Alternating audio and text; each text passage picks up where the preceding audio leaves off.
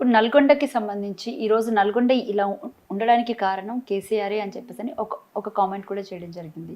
ఎట్లా ఉంది నల్గొండ అంటే ప్రజలకి నీళ్లు సరిగా అందకపోవడం కానివ్వండి, లేకపోతే ఈ లిఫ్ట్ ఇరిగేషన్ పనులన్నీ ఇప్పుడు ఈ ఎస్ఎల్బిసి కెనల్ ఏదైతే ఉందో ఈ టన్నల్ ని పూర్తి చేయకపోవడం కేవలం కేసీఆర్. నేను కూడా మంత్రిగా చేశానమ్మా 7.5 సంవత్సరాలు. నా 10 ఏళ్ల టైంలో కూడా కాలేదు కదా. అయిందా? నాగార్జున సాగర్ ఎన్ని సంవత్సరాలు పట్టింది? శ్రీరామ్ సాగర్ ప్రాజెక్ట్ ఎన్ని సంవత్సరాలు పట్టింది? అవి మామూలు అంతే కదా, రెగ్యులర్ ప్రాజెక్ట్స్. ఇదేమో ప్రపంచంలో మొదటిసారి ఇంత పెద్ద డయామీటర్ కలిగిన ఇది, ప్రపంచంలోనే అతి పెద్దైన టనల్ ఇది, పెద్ద టనల్, పొడుగైన టనల్.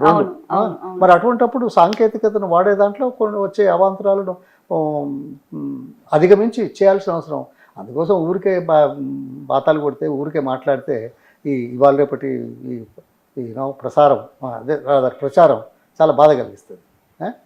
ఆయన చేయలేదు, చేయందే మరి అక్కడ ఎందుకు అయింది? వేరే ప్రాజెక్టులు ఎందుకు అయినాయి? మహబూబ్నగర్ ప్రాజెక్టులన్నీ ఎందుకు కంప్లీట్ అయినాయి? ఏఎంఆర్పీలో నీళ్లు ఇవ్వడం లేదా? హైదరాబాద్కు 3 దశల్లో నీళ్లు తీసుకురావట్లేదా? తాగునీళ్ళు ఇంకా ఎక్కువ కావాలని శంకుశాల నుంచి తీసుకురావాలనే ప్రయత్నం ఎవరు చేశారు? కేసీఆర్. ఎందుకు చేశాడు? డెడ్ స్టోరేజ్లో ఉన్న నీళ్ళు కూడా మనం వాడుకుందాం అవసరానికి. ఎత్తిపోతల పథకం, ఎత్తిపోతల పథకమే న్యాచురల్లీ. గోదావరి మాత్రం ఎత్తిపోతలు కాకపోతే ఇంకేమైనా ఉందా? దగ్గరుంది, తొందరగా వస్తాయి, తక్కువ ఖర్చు. తర్వాత మాకు ఉండే నీళ్ళను వాడుకునే రీతిగా చేసుకునే ప్రయత్నం. కృష్ణాలో ఇప్పటికే ఇది ఉంది కదా, ఏది సుప్రీంకోర్టుకు పోవడం, సుప్రీంకోర్టులో వేయకుండా మళ్ళీ ట్రిబ్యునల్కి ఇస్తామని కేంద్ర ప్రభుత్వం చెప్పడం, కేంద్ర ప్రభుత్వం చెప్పిన తర్వాత చెప్పకముందే గతంలో ఉన్న ప్రాజెక్టులకు నీళ్ళు ఇవ్వాలనే దాని మీద కొంత ఇచ్చేయడం, ఇవన్నీ ఉన్నాయి. ఇవి కాదంటామా? ఒక్క నిమిషం, ఇంత గోల చేస్తున్నారే ఏది కృష్ణా నీళ్ళ మీద. వీళ్ళు మాట్లాడేవాళ్ళు, ఇటు కాంగ్రెస్ మాట్లాడింది, అటు బీజేపీ మాట్లాడింది. సాంకేతికంగా ఒక ఆర్టికల్ వచ్చింది న్యూస్ పేపర్లో. అది వచ్చిన రోజే అది తెలిసిందా తెలియదా, చదివినరా చదవలేదా పక్క పెడదాం. కానీ బాధ్యత కలిగిన వ్యక్తులు మాట్లాడేవాళ్ళు, కాంగ్రెస్ కానీ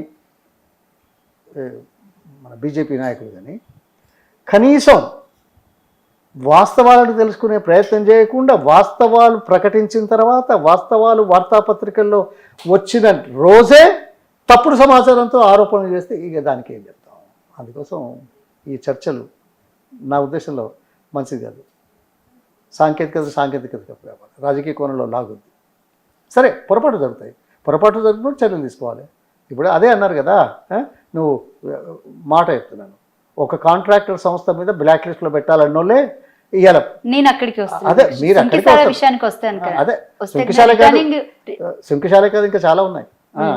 రిటర్నింగ్ వాళ్ళు కూలిపోయినప్పుడు మెయిల్ కంపెనీని బ్లాక్ లిస్ట్ లో పెట్టమని ఫస్ట్ నుంచి జరుగుతున్నటువంటి చర్చ. కానీ దాన్ని రేవంత్ రెడ్డి గారు మాత్రం దాంతోనే కంటిన్యూ చేస్తున్నారు. కాదు, రేవంత్ రెడ్డి అనే పాయింట్ అంటే నీ అవసరం కోసం, అవకాశం కోసం, ప్రచారం కోసం, పబ్బం కట్టుకోవడం కోసం ఏదైనా మాట్లాడవచ్చు అనే దౌర్భాగ్య రాజకీయాలు చేస్తున్న నాయకులు. అందుకే ఇంత త్వరితగతిన ప్రజల మద్దతు కోల్పోయిన వ్యక్తి కానీ, పార్టీ కానీ, ప్రభుత్వం కానీ ఈ 70 ఏళ్ళలో ఎక్కడ చూడలే. Is a fact. How can you talk like that? మళ్ళీ వాళ్ళతో ఎందుకు చేసుకుంటావు? నీ స్వంత నియోజకవర్గంలో అవసరం లేని ప్రాజెక్టును పాలమూరు రంగారెడ్డి చివరికి డబ్బులు ఖర్చు పెట్టి 1-2 సంవత్సరాల్లో పూర్తి చేసేటువంటి దానికి కొత్తగా తీసుకొచ్చి జూరాలలో మిగతా వాళ్ళ నీళ్లను దోచుకొని వస్తున్నావు. ఎవరు ముఖ్యమంత్రి కాబట్టి ఎవరు మాట్లాడడం లేదు. మీ జిల్లా వాళ్ళు మాట్లాడుతున్నారా?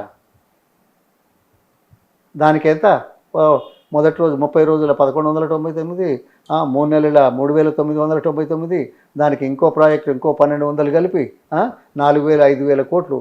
అదే మాట ఇప్పుడు అనొచ్చా? దండుకోవడానికి చేస్తున్నాం అనే మాట అనొచ్చు కదా. అనొచ్చు కదా. అక్కడి నుంచి వచ్చే నీళ్ళు తీసుకోవడానికి అబ్జెక్షన్ ఎందుకు? పూర్తి చేస్తే కొత్తగా ఈ ప్రాజెక్ట్ ఎందుకు, అది పెంచుడు ఎందుకు? వీటన్నిటి మీద మేము అదే మాటలు మాట్లాడవచ్చు కదా. మీరు ఎన్నికల ముందు ఏం మాట్లాడిండ్రో.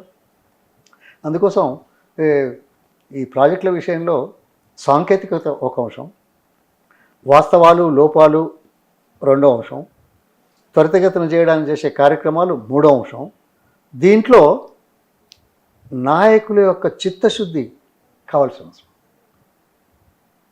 ఏదో తూతూ మంత్రంగా మనం మాట్లాడి చేయిపో అంటే అయ్యేది కాదు. లేకుంటే ఏదో ఇంట్లో డబ్బులు ఉన్నాయి కాబట్టి ఇట్లా చేసిండ్రు అంటే తప్పు.